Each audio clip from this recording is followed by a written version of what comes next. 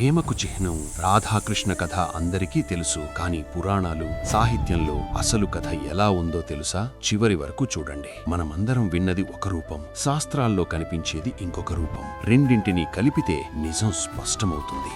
భాగవతంలో బృందావన లీలలు చెప్పేటప్పుడు కృష్ణుడు గోపికలతో రాసలీల చేశాడని స్పష్టంగా వస్తుంది. అక్కడే రహస్యం. అక్కడ రాధ పేరు ప్రతిచోటా నేరుగా ముందుకు రాదు, కథ సంకేతాలుగా సాగుతుంది. కానీ ఒకచోట కృష్ణుడికొక గోపికపై ప్రత్యేకమైన అనురాగం ఉన్నట్టు భావం వస్తుంది. అదే పెద్ద సూచన.